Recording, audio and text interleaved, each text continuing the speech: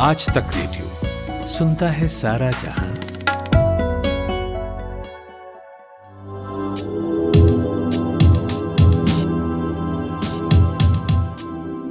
नमस्कार, आज तक रेडियो के कोरोना कवरेज स्पेशल में आपका स्वागत है। मेरा नाम प्रतीक वाघमारे है।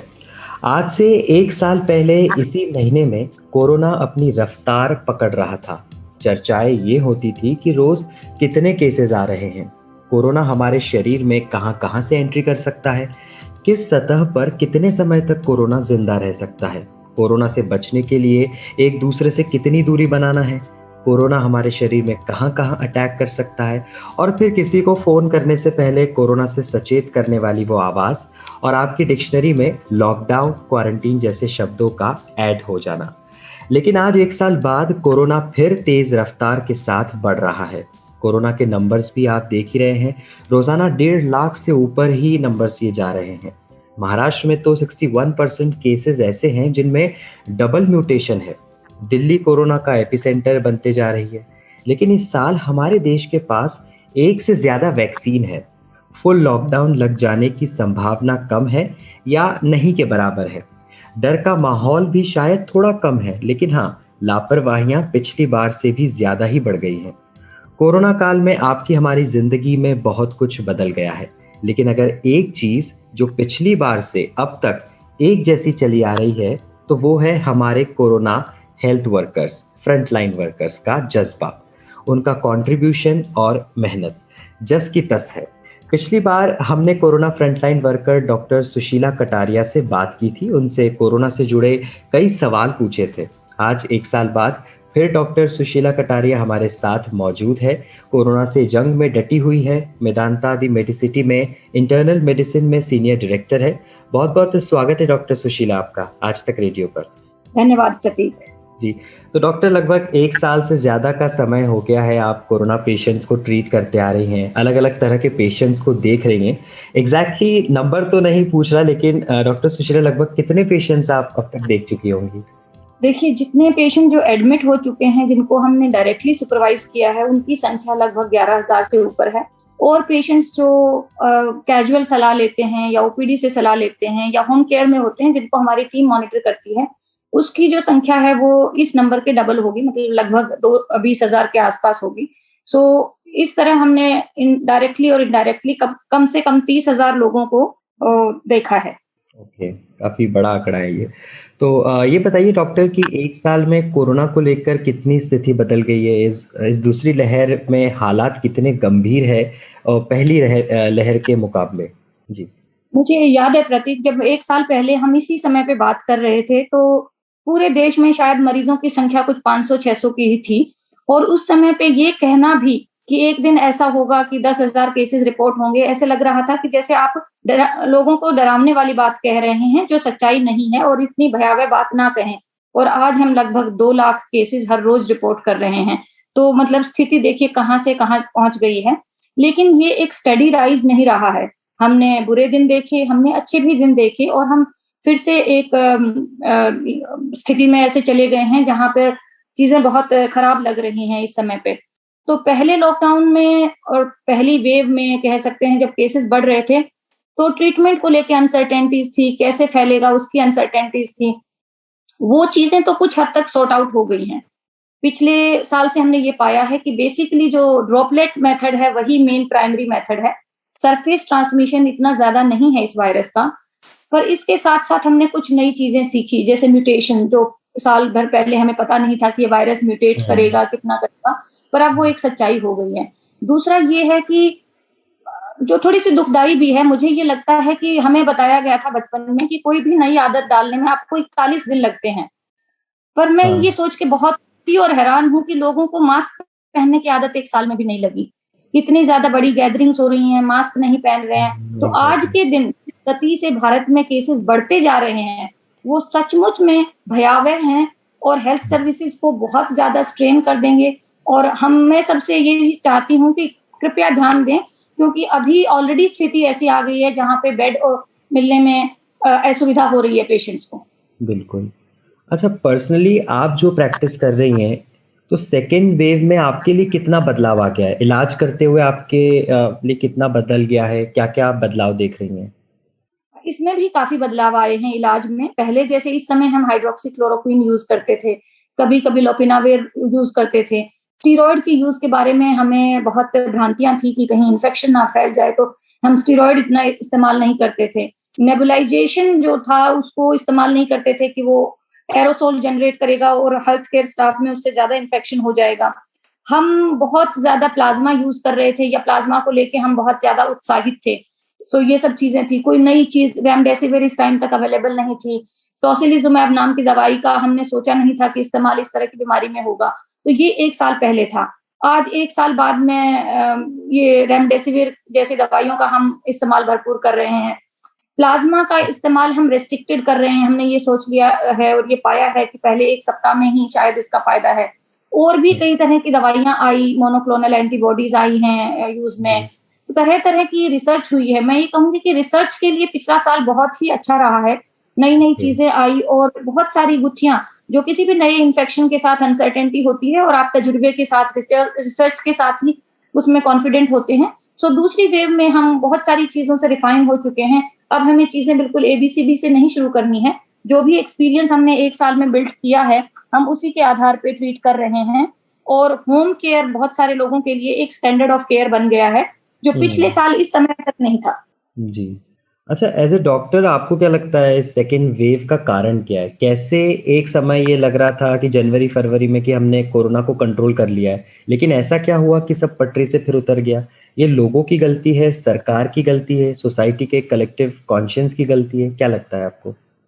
देखिए, जब हमने दिसंबर और जनवरी में जब केसेज़ इतने कम हो गए थे, उस टाइम पे सारे रिसर्चर्स बैफल्ड थे। वो सब हैरान थे कि ऐसा कैसे हो गया?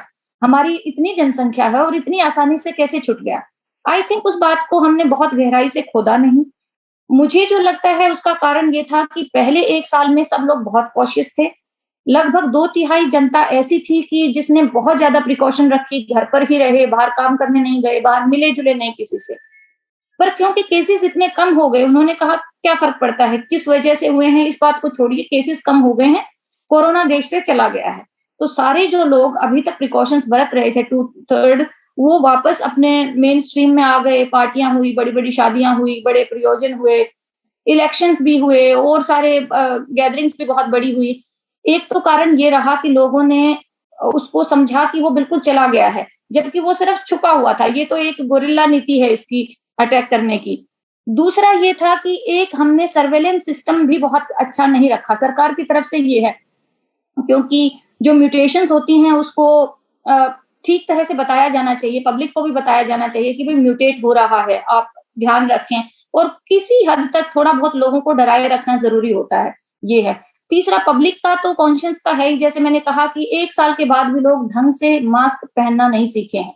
उनको ये अपनी मतलब ये लगता है कि कोई भी बीमारी मुझे नहीं होगी, दूसरे को ही होती है। तीसरा ये है कि बीमार होने के बाद अगर माइल्ड सिम्पटम्स हैं, तो लोगों ने आइसोलेशन को बहुत सीरियसली नहीं लिया। आज भी मैं लोगों से जब बात करती हूँ, तो मुझसे लोग कंसल्ट करते हैं, तो कहते हैं, "अब 7 दिन हो गए हैं, हम तो बिल्कुल ठीक हैं, अब हम बाहर जाएँगे।" ये तो वो लोग हैं जो मुझसे पूछ रहे हैं, जिनको मैं कहती हूँ कि नहीं आप ठीक हो, तो भी आप बाहर मत जाइए, दूसरे का ख्याल करिए। पर बहुत सारे लोग ऐसे भी हैं, जो अब इस बात का बिल्कुल ध्यान नहीं दे रहे हैं कि मुझे डिज़ीज़ माइल्ड है, पर मेरी वजह से किसी और को सीवियर हो सकती है, तो मैं बेहतर है कि प्रिकॉशन रखूँ। तो ये एक जो भयानक स्थिति बनी है, आई थिंक सबका इक्वल कंट्रीब्यूशन है, सरकार का, लोगों का और साइंटिफिक कम्युनिटी का। हाँ, ये बात तो सही है कि कोरोना को लेकर चिंता कम हुई और फिर लापरवाही ज़्यादा बढ़ गई जिस वज़ह से केसेस बढ़ रहे हैं। अब डॉक्टर ये भी हो रहा है कि सिम्पटम्स में भी बदलाव आ रहे हैं। पहले खाँसी-सर्दी, साँस लेने में तकलीफ, टेस्ट और स्मेल का ना आना, लेकिन अब कई लोगों में खुजली की शिकायत हो रही है, कुछ को डायरिया हो रहा है। आपने जो पेशेंट्स देखे सेकंड वेव में, उनमें किस तरह के सिम्पटम्स दिखे? हाँ, जो दूसरी इस दौरान हम जो पेशेंट्स देख रहे हैं, पहले टाइम से थोड़ा-सा भिन्न है।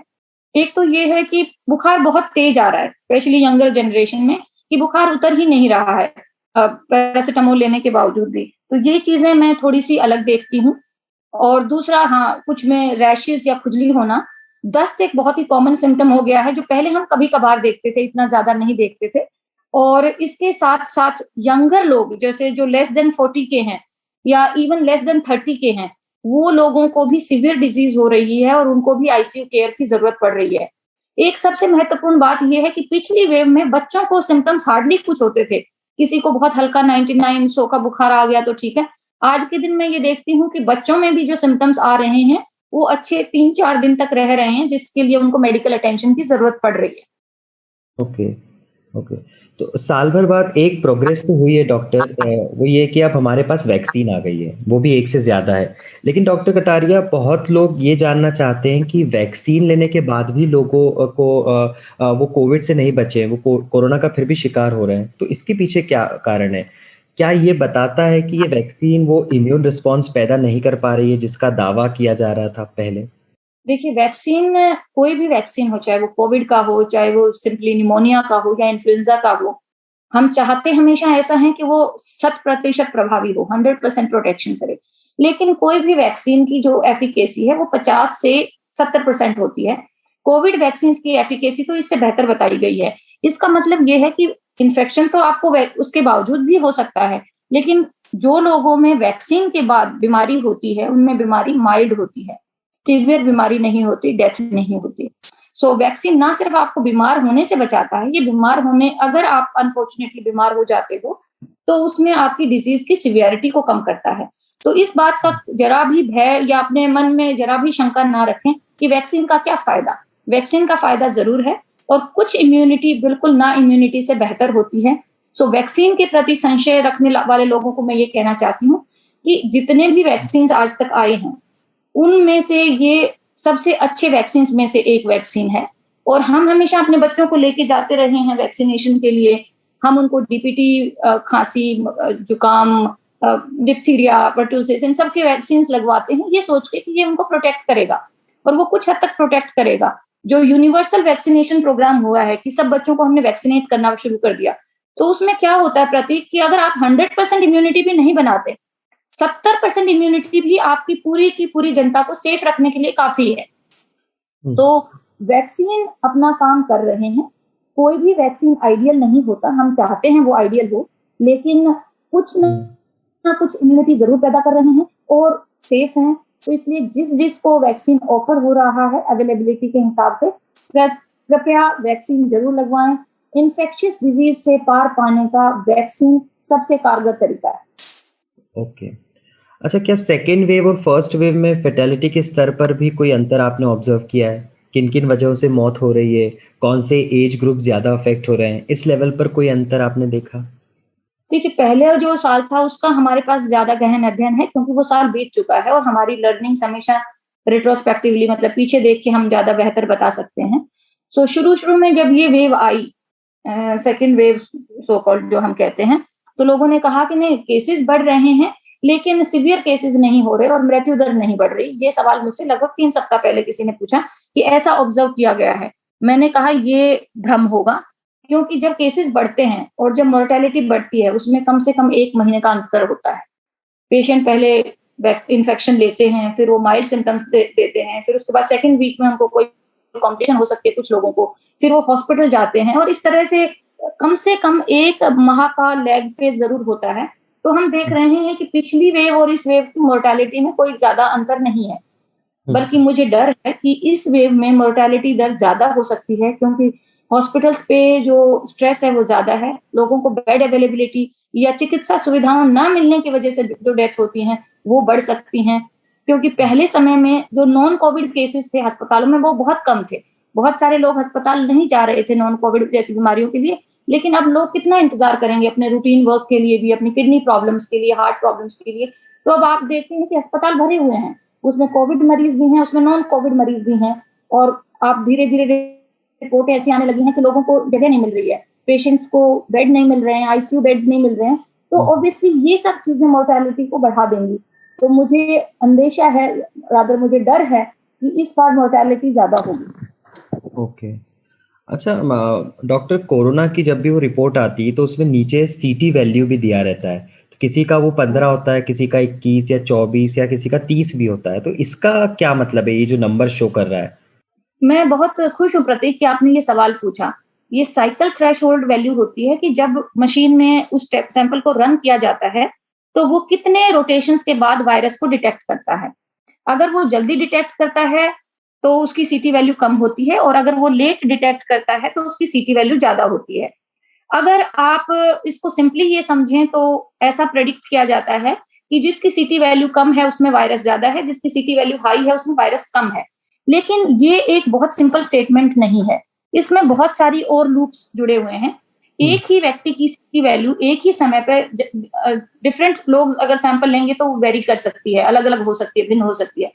एक ही व्यक्ति में एक दिन, दूसरे दिन, 7वें दिन, 8वें दिन भी सीटी वैल्यू भिन्न हो सकती है। तो सीटी वैल्यू का, और ये बहुत सारा लिटरेचर है और हमने खुद अपनी रिसर्च की है कि सीटी वैल्यू का बीमारी की सिवियरिटी के साथ कोई रिलेशन नहीं है। ऐसा नहीं है कि जिसकी सीटी वैल्यू 13 है वो ज्यादा बीमार होगा, जिसकी 30 है वो कम बीमार होगा। सो इस भ्रम में कोई भी ना रहे। ट्रीटमेंट कोई भी सीटी वैल्यू के हिसाब से नहीं किया जाता है। सीटी वैल्यू सिर्फ ये बताती है कि डिटेक्शन कितना है। हम आप ये कह सकते हैं कि अगर किसी की सीटी वैल्यू टेल एंड पर है, भाई 30, 31, 32 इसमें है, तो शायद उसको एक बार दोबारा रीजांच कर लेनी चाहिए, या हो सकता है कि फॉल्स पॉजिटिव हो या कुछ भी हो। पर सीटी वैल्यू को डिजीज की सिवियरिटी के साथ ना तोले, ना ही कोई भी ट्रीटमेंट सीटी वैल्यू के हिसाब से होता है। बिकॉज मैं हर रोज इस तरह के सवाल लोग मुझसे कई बार पूछते हैं कि मेरी सीटी वैल्यू 13 है तो मेरा क्या ट्रीटमेंट होगा, या मेरी फैमिली में 2 लोग हैं जिनकी सीटी वैल्यू 12 है, एक की सीटी वैल्यू 25 है, क्या वो इकट्ठा रह सकते हैं? तो आप ये समझें, सीटी वैल्यू सिर्फ लैब के काम की चीज है। सीटी वैल्यू के हिसाब से आप अपनी आइसोलेशन ना डिसाइड करें, सीटी वैल्यू के हिसाब से आप अपना ट्रीटमेंट ना डिसाइड करें। जो भी व्यक्ति पॉजिटिव हैं उनको प्रॉपर आइसोलेशन रखनी ही रखनी है। आपकी सीटी वैल्यू हाई है तो आप जल्दी बाहर निकल सकते हैं, ऐसा बिल्कुल भी नहीं है। और आपकी सीटी वैल्यू कम है तो आपको अस्पताल में भर्ती होना चाहिए, ऐसा भी नहीं। हाँ, उसमें नीचे क्लियरली लिखा भी होता है कि आईसीएमआर सीटी वैल्यू को नहीं मानता है, और इसमें ये हाँ, मतलब और ये तथ्य भी है, ये साइंटिफिक तथ्य है, क्योंकि कुछ लोगों में किसी ना किसी तरह से भ्रम डॉक्टर कम्युनिटी ने ही फैलाया होगा। ऑब्वियसली आम जनता को इस बारे में क्या पता। तो ये हमारा कर्तव्य बनता है कि हम इस बात को क्लियरली, इसका जो सिग्निफिकेंस है वो बताएं। अच्छा डॉक्टर, अब ये बताइए कि जो बड़े शहर में वो कौन कौन सी जगह है जो आपको लगता है कि सुपर स्प्रेडर है, ताकि लोग वहां जाना अवॉइड कर पाए। जो भी मेजर गैदरिंग के प्लेसेस होते हैं, मुझे लगता है वो सुपर स्प्रेडर का पोटेंशियल रखते हैं। जहाँ पे भी बहुत ज्यादा मात्रा में लोग, चाहे रिलीजियस कारण से इकट्ठे हो रहे हों, चाहे वो ब्याह शादियां हो, शादियों में भी मुझे लगता है कि सुपर स्प्रेड होता है, क्योंकि लोग गाना बजाना, खाना पीना, बोलना चिल्लाना इकट्ठा करते हैं। तीसरा मुझे लगता है कि जैसे किसी के अनफॉर्चुनेटली कोई डिमाइस हो जाता है, वहां पर लोग शोक प्रकट करने जाते हैं, वहां भी कुछ समय तक बैठते हैं, और वो यूजली क्लोज स्पेसेस होते हैं, वो भी एक सुपर स्प्रेडर का काम करते हैं। पब्स और बार्स होते हैं जहाँ पे आप जहाँ पे भी आप जोर से बोलते हैं, या बहुत क्लोज प्रॉक्सिमिटी में आके बोलते हैं, या खाते और बोलते इकट्ठा हैं, ये जहाँ पे भी ये कंडीशंस होंगी, वहां पर इन्फेक्शन स्प्रेड होने के चांसेस बहुत ज्यादा हो जाते हैं। पुअरली वेंटिलेटेड एरियाज, मतलब जो बंद जगह हैं, सेंट्रली एयर कंडीशन जगह हैं, वहां पे भी इन्फेक्शन स्प्रेड होने का खतरा ज्यादा रहता है, बजाय कि जो बिल्कुल खुली जगह है, पेड़ के नीचे है, उसके कंपैरिजन में। हम्म। अच्छा, ये जो नाइट कर्फ्यूज और लॉकडाउन लगाए जा रहे हैं डॉक्टर, तो आपको लगता है ये प्रैक्टिकल है, इनसे कुछ होगा? Well, these are symbolic. This is just to scare people, just to put a sense of fear in them that uh, कि आप अगर ऐसा नहीं करेंगे तो ये फुल लॉकडाउन में बदल जाएगा। ये सिर्फ ट्रेलर है। बाकी वायरस के स्प्रेड में मुझे नहीं लगता कि पार्शियल लॉकडाउन या वीकेंड लॉकडाउन या नाइट लॉकडाउन का कोई भी महत्व है, क्योंकि ऐसा नहीं होता है कि वायरस सिर्फ रात में फैलता है, दिन में नहीं फैलता। ये कुछ हद तक सरकार अपनी सिंसियरिटी जताना चाहती है, वो जता पाती है या नहीं वो है। दूसरा ये है कि लोगों को थोड़ा सा एक डर देना कि भाई ये कर रहे हैं, आपको रेस्ट्रिक्ट रहना है, इसका इतना ही महत्व है, मैं इतना ही मानती हूँ। बाकी it's more of a symbolism and just to discipline people little bit, but ये सक्सेसफुल है या नहीं है तो समय ही बताएगा। अच्छा, अब जब वैक्सीन आ ही गई है, तो आपको लगता है कि वैक्सीनेशन प्रोग्राम को सरकार थोड़ा बेहतर तरीके से एग्जीक्यूट कर सकती थी, ताकि हम ये जो 45+ वाली कैपिंग से थोड़ा और पहले आगे निकल चुके होते हैं? वैक्सीनेशन प्रोग्राम का इम्प्लीमेंटेशन थोड़ा और बेहतर हो सकता था, आपको लगता है ऐसा? मुझे ऐसा लगता है कि देखो, जो ये डिमांड और सप्लाई बेस्ड सिस्टम है, अगर वैक्सीन पर्याप्त है या था, तो ये रिलैक्स्ड होना चाहिए था। पर हमें ये भूलना नहीं चाहिए कि हमारे देश में जनता बहुत ज़्यादा है। इसलिए सबके लिए अगर पर्याप्त वैक्सीन नहीं था, तो सरकार क्योस को बचाना चाहती है और अपने सबसे सेंसिटिव एरियाज़ को पहले कवर करना चाहती है, तो सरकार सही थी इसमें। पर अगर वैक्सीन पर्याप्त था, तो मुझे लगता है कि रिलैक्स्ड होना चाहिए था। अभी भी मुझे लगता है कि जो 45 के नीचे बहुत सारे लोग कोमॉर्बिडिटी वाले हैं, जो उतने ही रिस्क पर हैं जितने 45 के ऊपर वाले हैं, तो उन लोगों को जल्दी से जल्दी मिलना चाहिए। मुझे ये लगता है कि थोड़ी-सी अगर हमें राशनिंग करनी है इस वैक्सीन की, तो जो लोग पहले से इन्फेक्टेड हो चुके हैं, उनको हम प्रायोरिटी लिस्ट में थोड़ा पीछे धकेल सकते हैं कि जो पहले अगर आपको कोविड इन्फेक्शन हो चुका है, तो क्योंकि री-इन्फेक्शन के चांस बहुत कम होते हैं, तो वो लोगों को थोड़ा-सा प्रायोरिटी लिस्ट में आप नीचे डाल दें और जो लोग 45 से कम हैं लेकिन उनको कोमॉर्बिडिटी है, उनको ऊपर डालना चाहिए। और अगर हमारी मैन्युफैक्चरिंग कैपेबिलिटीज काफ़ी अच्छी हैं कि हम सबको ही वैक्सीन दे सकते हैं, तो इसे फ्रीली लिबरलाइज कर देना चाहिए। लेकिन इसमें बहुत सारे, जैसे मैंने कहा कि बहुत सारी चीज़ें हैं जो एज़ ए आम नागरिक हमें नहीं पता होती कि भई कितनी कैपेसिटी है, कितना हम डिलीवर कर सकते हैं, कितना हम ट्रांसपोर्ट कर सकते हैं। मुझे लगता है कि हमें गवर्नेंस की जो विज़डम है, उस पर भी शक नहीं करना चाहिए। वो भी अपनी तरफ से बेहतर ही करना चाहते हैं, लेकिन ये समय ज़रूर है कि हमें थोड़ा-सा इस पे रीथिंक करना चाहिए। ओके। एक लास्ट क्वेश्चन ये है डॉक्टर कटारिया, क्योंकि इतने ज़्यादा पाबंदियाँ नहीं हैं अभी फ़िलहाल में, तो लोग काफ़ी बाहर घूम ही रहे हैं। आर वैल्यू भी इतना है कि एक व्यक्ति 2 लोगों को संक्रमित कर ही रहा है। उन लोगों के लिए क्या सलाह है जो इस वक्त नेगेटिव हैं? वो डेली बेसिस पर ऐसा क्या करें कि सेफ रहें? और कई बार जो लोग नेगेटिव है उन्हें जब भी हल्का सा बुखार लगता है या गले में कुछ होता है या सर्दी लग जाती है, तो वो झट से पैरासिटामोल या क्रोसिन लेकर ठीक हो जा रहे हैं। तो क्या ये प्रैक्टिस वो लोग जारी रखें? जो लोग, ये मैं कहूँगी कि हमारे देश में इन्फेक्टेड होने का चांस इससे ज़्यादा कभी नहीं रहा है। तो आप जो प्रिकॉशंस आज से 1 साल पहले ले रहे थे या अभी तक आपने ली हैं, इस समय पे आपकी मैक्सिमम होनी चाहिए। और जिस तरह से इन्फेक्शन रेट बढ़ रहा है, हो सकता है 3 महीने में सिचुएशन बेहतर हो जाए, तो अपने आप को कम से कम अगले 3 महीने के लिए बचा के रखने के लिए मास्क सबसे ज़रूरी है।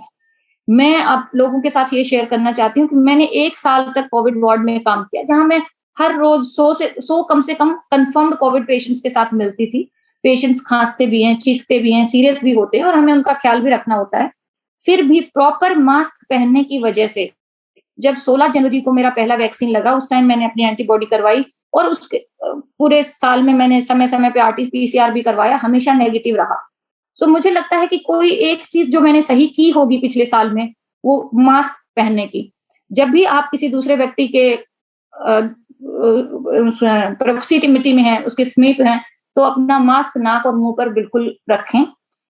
कलेक्टिवली चाय पीना और खाना इकट्ठे खाना नहीं करें, तो यही सही तरीके हैं। अगर आप बाहर जाते हैं, अपने घर के बाहर जाते हैं, अपने घर से मास्क पहनिए और घर पर आकर ही उतारिए। अपनी पानी की बोतल लेके जाएँ, पानी पीना हो तो बाहर खुले में जाके पी के अपना मास्क वापस पहन लें और जब खाना खाएँ तो बातचीत ना करें, जब बातचीत करें तो अपना मास्क पहन कर रखें। ये अगर मैं चीज़ों को और कॉम्प्लिकेट भी नहीं करूँगी, अगर आपको बचना है सिर्फ मास्क पहनें और जिसकी बारी आए वो वैक्सीन लगवाए। बिल्कुल, बिल्कुल। Thank you so much doctor Sushila. आप बहुत ही ज़रूरी और मुश्किल काम कर रही हैं। आपका बहुत-बहुत शुक्रिया। आप हमारा ख्याल तो रखती हैं, पर अपना भी ख्याल रखिए। शुक्रिया आज तक रेडियो को समय देने के लिए। धन्यवाद प्रतीक।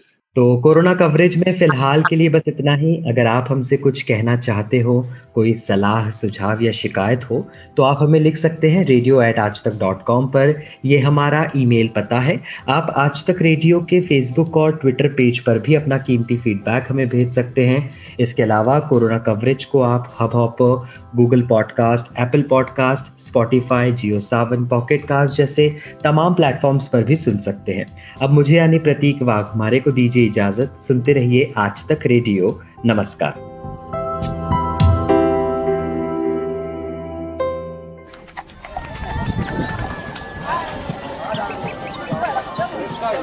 ऐसा है, खेल इस बात का है ये नहीं कि आप कितना कमाते हैं, खेल गुरु इस बात का है कि आप कितना बचाते हो।